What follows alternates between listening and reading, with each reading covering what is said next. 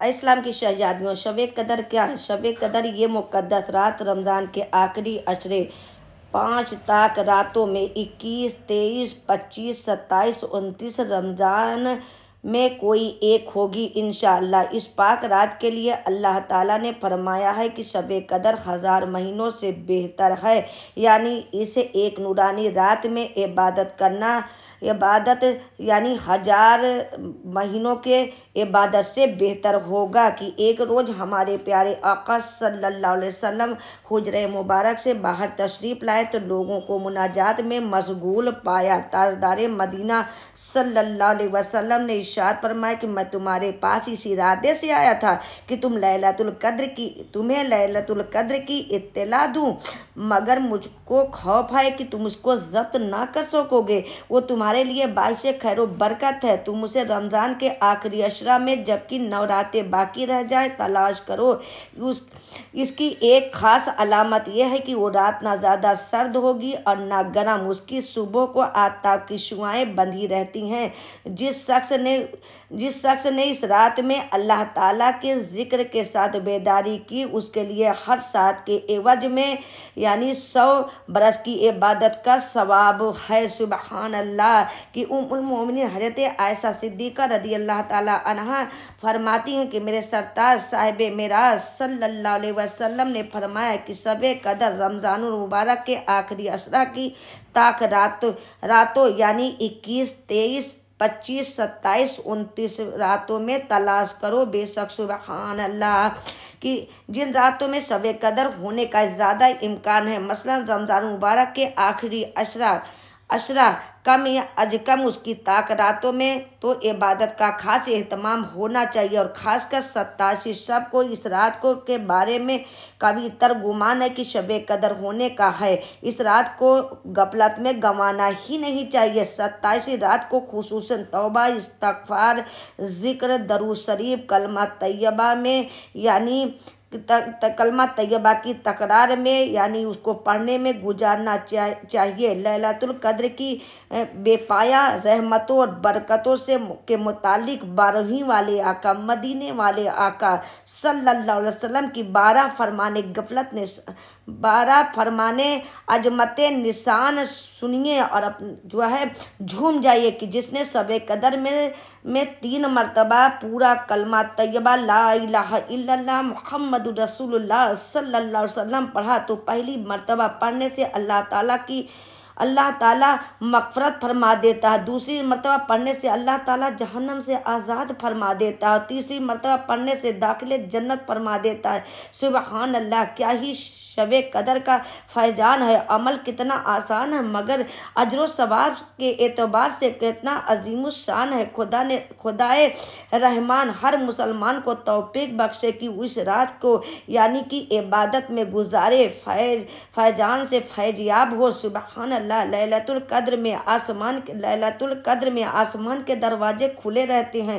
جو بندہ شب قدر میں نماز پڑھتا ہے تو اللہ تعالیٰ اس کو ایک تکبیر یعنی ایک بار اللہ اکبر کے بدلے میں جنت میں ایک ایسا سایہ دار درخت عطا فرمائے گا کہ اگر وہ چلنے والا 100 سال تک اس کے سائے میں چلے گا تو اس کی درخت کا سایہ طے نہ کر سکے گا، اور ہر رکعت کے بدلے میں ایک مکان جنت میں موتیوں یا یاقوت کا عطا فرمائے گا، اور ہر سلام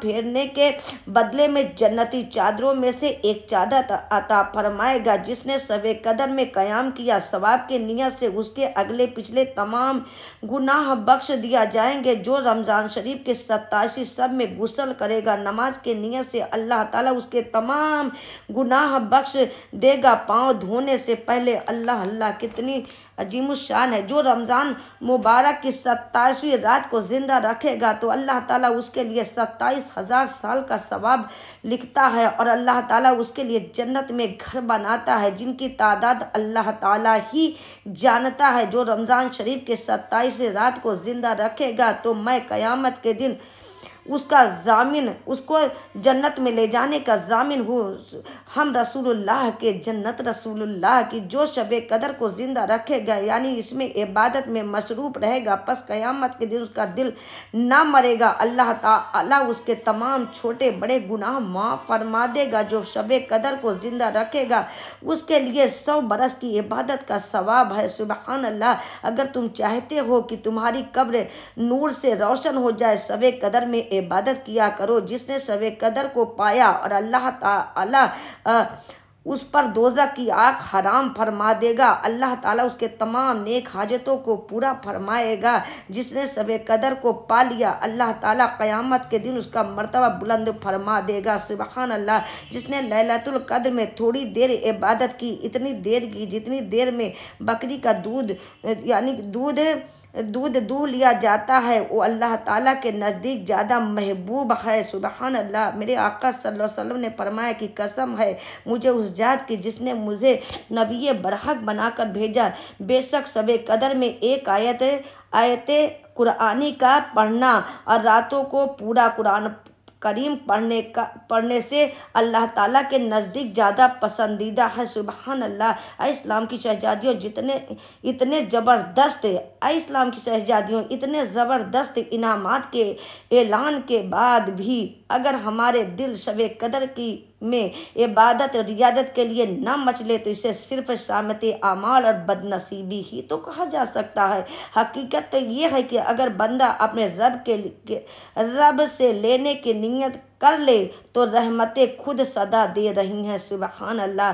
مولا کائنات حضرت مولا علی کرم اللہ وجہ الکریم فرماتے ہیں کہ جو کوئی شب قدر میں سورہ قدر 7 مرتبہ یعنی 7 بار پڑھتا ہے تو اللہ تعالیٰ اسے ہر بلا سے محفوظ فرما دیتا ہے۔ 70,000 فرشتے اس کے لیے جنت کی دعائیں کرتے ہیں۔ جو کوئی جب کبھی جمعہ کے روز نماز جمعہ کے قبل 3 مرتبہ پڑھتا ہے تو اللہ تعالیٰ اس روز کے تمام نماز پڑھنے والوں کے تعداد کے برابر نیکیاں لکھ دیتا ہے۔ سبحان اللہ۔ حضرت سیدہ عائشہ صدیقہ رضی اللہ تعالیٰ عنہ فرماتی ہیں کہ میں نے اپنے سرتاج صاحب معراج صلی اللہ علیہ وسلم کی خدمت ببرکت میں عرض کیا کہ یا رسول اللہ صلی اللہ علیہ وسلم، اگر مجھے شب قدر کا علم ہو جائے تو میں کیا پڑھوں؟ تو سرکار مدینہ صلی اللہ علیہ وسلم نے فرمایا